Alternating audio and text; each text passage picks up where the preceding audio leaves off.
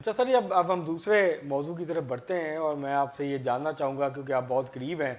عبدالعلیم خان صاحب کے بھی اور ساری ڈیولپمنٹ کو بہت قریب سے دیکھ رہے ہیں استحکام پاکستان پارٹی کی. تو سر آپ اس ڈیولپمنٹ کو ساری کو کیسے دیکھ رہے ہیں؟ بھٹی صاحب دیکھیں، دو باتیں ہیں. پہلی بات تو یہ ہے کہ آئین پاکستان پاکستانیوں کو تنظیم سازی کا حق دیتا ہے. بالکل. اور اگر کوئی تنظیم بنتی ہے تو ڈیفینیٹلی یہ اس کا حق ہے اور وہ چاہیں لوگوں میں جائیں اور اپنا ایجنڈا اپنا منشور جو ہے وہ لوگوں کے سامنے رکھیں. صحیح. تو جب بڑی سیاسی جماعتیں جی ایچ کے او پہ حملہ کریں گی، جب بڑی سیاسی جماعتیں کور کمانڈر ہاؤس پہ حملہ کریں گی، جب بڑی سیاسی جماعتیں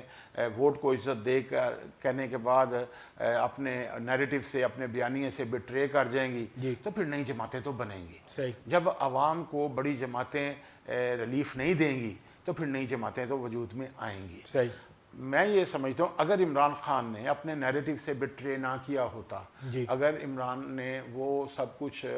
عوام کو ڈیلیور کر دیا ہوتا، اس کا 10% بھی ڈیلیور کر دیا ہوتا، تو شاید کسی نئی جماعت کی ضرورت نہ پڑتی. اب سوال یہ ہے کہ عمران خان نے جو کیا وہ آپ کے سامنے ہے، اس کی جزا سزا کا جو فیصلہ ہے وہ بات کی بات ہے. سوال یہ ہے کہ کیا آنے والے الیکشن میں پی ٹی آئی کو اس طرح الیکشن لڑنے کی اجازت دی جا سکتی ہے جیسے 2018 میں اس سے الیکشن لڑوایا گیا؟ تو میں سمجھتا ہوں کہ ایسا نہیں ہے. تو چونکہ ایک بڑا ووٹ بینک جو ہے وہ ضائع ہو رہا تھا، یہ لوگ جو تھے انہوں نے نون لیگ کو تو ووٹ دینا نہیں، کیونکہ عمران خان نے جتنی نفرت نون لیگ کے خلاف تواتر اور تسلسل اور ہیمرنگ کر کے عوام کے ذہن میں انجیکٹ کر دی ہے، میں سمجھتا ہوں کہ اس کے نتیجے میں پی ٹی آئی کا ورکر تو کسی صورت میں جو ہے وہ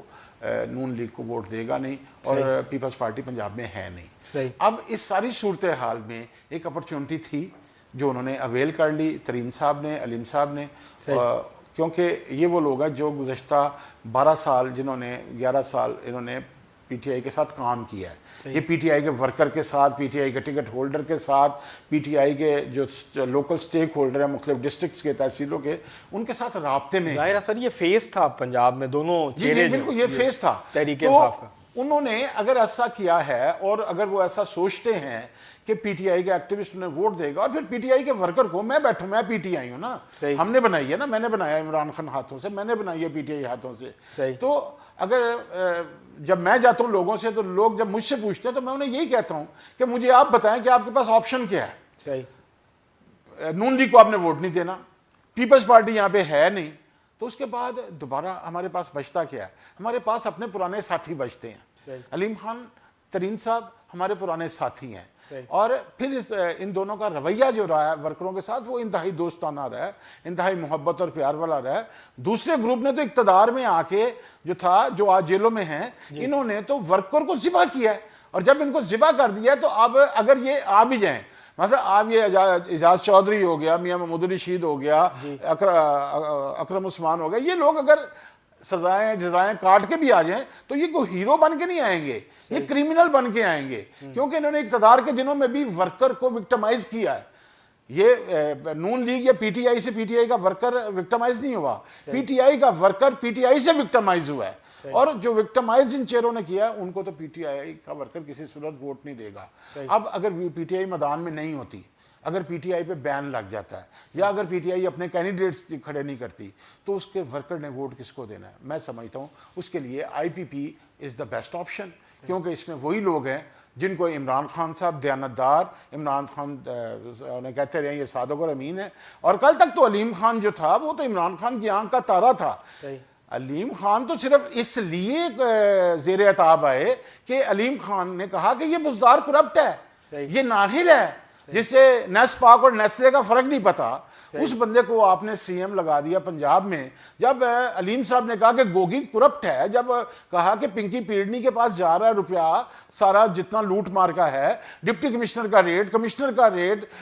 اس کے علاوہ آئی جی تک کے ریٹ جو ہیں، اور نیچے ساری میکانزم میں لوگ پیسے دے کے لگ رہے ہیں، علیم خان تو یہ کہہ کہ برا بنا. اور میں یہ سمجھتا ہوں کہ یہ عبدالعلیم خان کی دیانتداری تھی کہ انہوں نے مسٹر عمران کو موقع، اور میں نے بھی کہا، اور مجھے بھی جب علیم صاحب کو گرفتار کیا انہوں نے نیب میں تو مجھے ایک سینیٹر کی کال آئی، عمران خان صاحب کی آنکھ کا تارا تھا، میں نام بتاتا ہوں، سیف اللہ نیازی کی، اور اس نے مجھے پوچھا کہ آپ، چونکہ میں جاتا تھا علیم صاحب کی ملاقاتوں پہ اس وقت بھی، ان کے ہر تاریخ پہ میں جب وہ پیش ہوتے تھے تو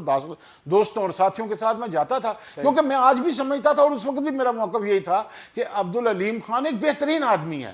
اور پھر آپ مانگنے والا اور بانٹنے والا کیسے ایک ہو سکتے ہیں؟ یہ تو رسول اللہ کا بھی فرمان ہے،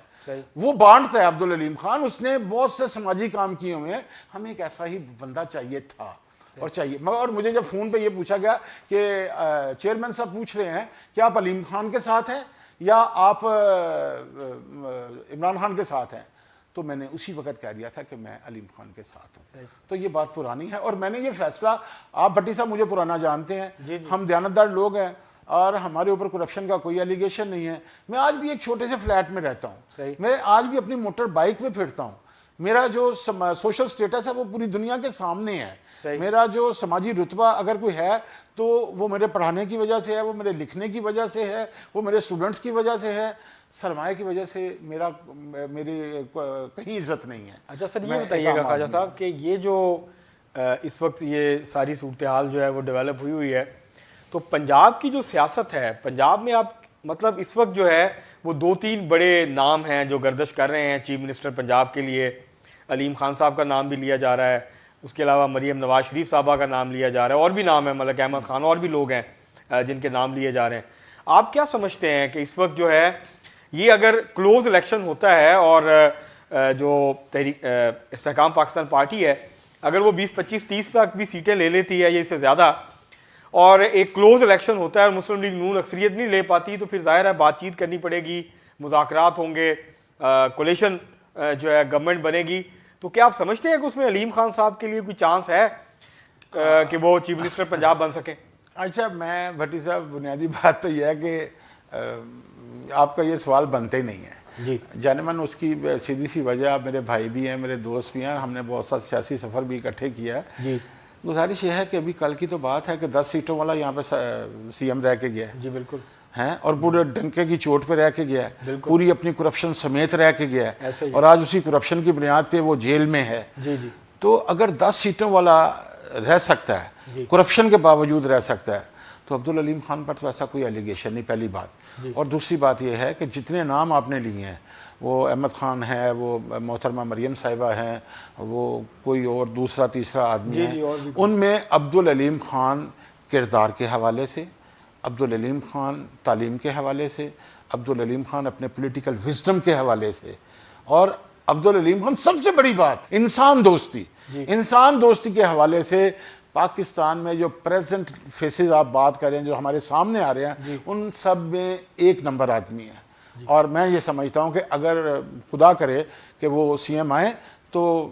اس پنجاب کا بہت کچھ بدل جائے گا، اس کے ایجوکیشنل سسٹم میں تبدیلی آئے گی، اور یہ آپ کو بتاؤں کہ کوئی سکول، کوئی کالج، کوئی یونیورسٹی فلٹر پلانٹ کے بغیر نہیں ہوگا، سرکاری سکول ہو یا پرائیویٹ سکول ہو۔ اس کے بعد اگلا جو معاملہ ہے کہ وہ موٹر سائیکل کے لیے 50% ڈسکاؤنٹ دے رہے ہیں پیٹرول پہ، ٹھیک ہے، وہ 300 یونٹ تک بجلی فری کرنے جا رہے ہیں۔ پھر ان کا ایک اور بہت خوبصورت پلان ہے، وہ کہتے ہیں جہاں تک سڑک ہوگی وہاں تک روشنی اور کیمرہ ہوگا، تاکہ خواتین کو تحفظ مل سکے، تاکہ کرائم جو ہے وہ ہو تو ملزمان کو پکڑنے میں آسانی رہے۔ اس کے علاوہ وہ کسان کو بہت بڑا ریلیف دے رہے ہیں، بجلی کے اوپر، ٹیوب ویل کے اوپر، کھاد کے اوپر۔ تو اس طرح کے ان کے پروجیکٹ، اور ایسے لاتعداد پروجیکٹس ہیں، مثلاً بجلی جو بیچنے والی کمپنی ہے وہ اور ہے، اور بجلی بانٹنے والی کمپنیاں اور ہیں۔ تو ان کے درمیان جو منافع ہے اگر وہ بھی ختم کر دیا جائے تو بھی پورے پاکستان کو بجلی بہت سستی دی جا سکتی ہے۔ تو ہمارے ان کے دماغوں میں بہت کچھ ہے، میں نے ان سے گفتگو کی ہے، انہیں سنا ہے۔ تو اس کے علاوہ تحریک انصاف میں ہم نے 11 سال اکٹھے کام کیا، اور آپ کو مزے کی بات بتاؤں، عبدالعلیم خان صاحب جتنی دیر منسٹر رہے ہیں پی ٹی آئی کے، میری ان سے ایک بھی ملاقات نہیں ہے، میں انہیں بطور منسٹر ایک بار بھی نہیں ملا، میں کبھی ان کے دفتر میں بھی نہیں گیا۔ اچھا سر، یہ بتائیے گا، ٹائم ہمارا ختم ہو رہا ہے، آپ چیئرمین تحریک انصاف جو ہے عمران خان صاحب، ان کا کیا سیاسی مستقبل دیکھ رہے ہیں؟ دیکھیے جناب، بات یہ ہے کہ اپنا سیاسی مستقبل کا فیصلہ تو انہوں نے خود کر لیا ہے۔ ہم نے انہیں پرائم منسٹر بنایا تھا، وہ ملزم بن گئے ہیں اور ملزم سے پھر مجرم بن گئے. جی. تو جن اداروں پہ انہوں نے حملہ کیا ہے، جن اداروں کو انہوں نے گندا کیا ہے، جو انٹرنیشنل ہمارے ریلیشن خراب کیے ہیں انہوں نے، اور جو سائفر کا معاملہ ہے اس کا وہ ریاست کے ملزم ہے، اور یہ فیصلہ اب ریاست نہیں کرنا ہے کہ ان کا پاکستان میں جو مستقبل ہے وہ کیا ہوگا. اس جغرافیے کے اندر رہنے والے لوگوں نے کرنا ہے، اس جغرافیے نے کرنا ہے، یہاں پہ چلنے والی حکومت نے کرنا ہے، اور ان ریاستی اداروں نے کرنا ہے کہ ایسا شخص جس کو تمام طرح سے فیسیلیٹیٹ کر کے، جی. جبکہ میں سمجھتا ہوں کہ کسی پولیٹیکل آرگنائزیشن کو فیسیلیٹیٹ کرنا بھی آرٹیکل 6 ہے. میں بالکل کلیئر ہوں اس پہ. صحیح ہے. یہ بھی آئین کے منافی ہے. صحیح. تو اس کے باوجود اس پہ کیا گیا، اور میں اس پہ کلیئر ہوں کہ اگر آپ باجوہ اور فیاض حمید کو اس کے ساتھ نہیں رکھیں گے اس سارے کھیل میں، جی جی، تو شاید عمران خان کو سزا جو ہے وہ ناانصافی سمجھی جائے گی. یہ پورا گروہ تھا، یہ پورے جو 5 پیارے تھے اس وقت اسٹیبلشمنٹ کے، ان سب کو جو ہے وہ کٹہرے میں لانا پڑے گا. اگر آپ ان سب کے خلاف کارروائی کریں گے تو پھر عمران نیازی کی سزا بھی جسٹیفائی ہو جائے گی، اور یہ ایسا ہوگا، یہی اس کا مستقبل ہے. بہت شکریہ سر. خواجہ جمشید امام صاحب ہمارے ساتھ تھے